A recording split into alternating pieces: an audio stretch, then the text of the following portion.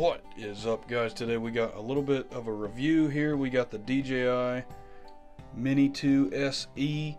Got it on Amazon for pretty good deal. I got the Fly More combo because it comes with batteries and junk like that. It's the ultralight. It is 249 grams, or I think that's grams. And that is because if it's 250 or above, I believe you have to get a license in the United States to fly it. So double check before you get in trouble, but I'm pretty sure you can fly this thing with no license just a-okay. Couple quick specs on this guy. Here's what it says on the outside of the box. I know the range is almost 2 miles. You got a 31-minute flight time, and we got it up to about 30 miles an hour when I was flying one the other day. So that's pretty quick for the deal that this dude is. So let's get it unboxed and see what's inside. Alright, here's a little look at everything that was inside that box. You got your carrying case, your controller, a charging cord. I threw this thing in there just to put in the bag. It doesn't come with a little block.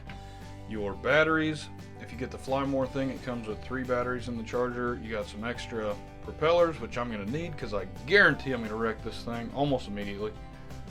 Little screwdriver to attach those propellers. Then of course you got the drone itself. The drone's got a little gimbal cover here that protects your camera and gimbal, and then it's got a little prop guard that you put on to store it, keep the prop safe. On your controller, the sticks for the controls are in the bottom there. It makes it a little easier to carry in the case. The top of this guy pops out, and there's a cord in there that you plug into your phone, and that is how you see the display, what the camera is seeing. It comes with an iPhone, a USB-C, and an Android, I think a standard USB. So no matter what phone you have, you should be able to pick the right cord and plug and play. So I'm actually recording this a few days later. I've already taken this thing on a couple test flights and got some recording. I'm not going to go super into the details on the specifics of it, like all the ranges, all that kind of stuff. There definitely is a lot to learn when it comes to flying it. There's a lot of controls on your phone once you got it set up. Like, for example, you can set your max height, your max range, all that kind of stuff from your phone. I'm not really going to go over that. You're going to have to look up another video on how to do that. This is really just a review and first impressions. So without further ado, relatively easy to set up. Let's see what it looks like when it's flying. So here we are, taking it for the first flight. You can see me taking off here. I just want to get my controls figured out and all that kind of stuff, so I just kind of fly it around here. This is out on the farm, so just testing the controls. Obviously one of the things I wanted to test was the range. I didn't want to take it to the maximum, but with all the improvements in technology, I knew it could go a lot further than what I had recently experienced with drones, so I wanted to get it out a little bit and see what it could do. So you can see here I come up on some deer. This is not during deer season for any of you that are concerned about that. So I decided to follow these deer around a little bit and just see how good I could keep up with something. It does a really good job of keeping up with these, and of course, like I said, this is my first time flying it, so I'm not very experienced. So obviously you can see why something like this would be a great tool for tracking or something like that, or scouting if you wanted to survey an area relatively quickly without having to actually walk it or drive it. You could save some fuel, save some money not having to get the four-wheelers or ATVs out.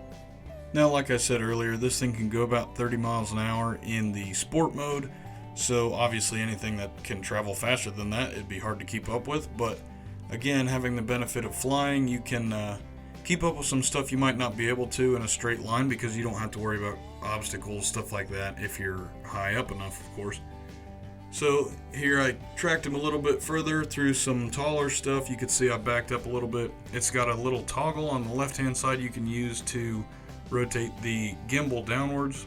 And I have heard that some people have troubles with the gimbal auto stabilization feature. I haven't run into any of that yet, but what I've heard is that you will kind of get a tilt in the camera, especially if you're traveling fast or something like that, and it won't auto correct. So again, I haven't run into any of those issues, but you may run into that if you get this. I don't think, as far as I can tell, that it's like a permanent serious issue that's going to make you not able to use the drone, but again, something to consider. So here I'm getting up a little bit higher and kind of, again, testing the range. And see, there you go, you got a little bit of tilt in it, so that's part of the auto stabilization issue. But again, this is in sport mode now, so I never had those features or never had those issues when I was in theater mode. It was really just in sport mode when I was moving around kind of quick. So here I'm just doing a little bit of panning to test that out a little bit. Again, you can see I'm pretty high up. I'm probably 100 and so meters off the ground, and I'm about 1,000 yards away from where I am with the controller. So the next thing I wanted to test here was how low I could get pretty comfortably. So right here I'm only about 1.5 feet off the ground and kind of moving around a little bit, just checking the obstacle avoidance. Now it wouldn't let me go any lower than this without it wanting to try to land.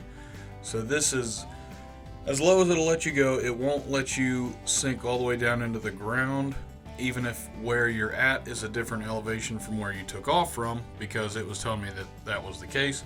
But still, wouldn't let me hit the ground. I don't think it has obstacle avoidance for stuff horizontally, like if you were to fly straight into something, it'd still let you do that. But at least downwards, it will not let you do that. It'll just try to auto land if you keep pulling that stick down onto a relatively flat surface. It'll just auto land. And again, I was about 1,000 yards away from where the drone actually was, and I don't know why I thought that was so cool that you could be about 1.5 feet off the ground and still have that much of tight control on it. So here I'm just doing a little speed test. I'm not flying with the wind here, I'm flying perpendicular to it, and you can see I get up to about 30 miles an hour or so. That's at least what the monitor was reading. There's me right there walking along the trail. So yeah, it'll do pretty good speed for a relatively cheap drone that's not meant for something like that. That's pretty much it for my first flight, testing it out. There I am again, waving at the camera. The next thing I did with it, I took it out to the range and we went skeet shooting, and I used it kind of as a stable camera just up in the air. So let's take a look at some of those shots. At the end of the day, this is probably where I'm going to get the most use out of the drone, are these stable shots here. It's super nice that you can just fly it up to one spot and it'll hold it very well there with just its GPS. Like for example, today it was quite windy. There was about 15 mile an hour of wind, which is about the max they recommend you use the drone in. And it's a little shaky, you can see in the footage, but for the most part, very stable. That's me, by the way, in that sick sweater right there. So to wrap this little video review thingy up on the DJI Mini 2, basically all I want to say is that the thing is super easy to control, and for the price you pay, you really get a good deal on something if you're going to use it for filmmaking or just for fun, whatever you want. It's a good deal. So that's my conclusion. Strictly scientific as always.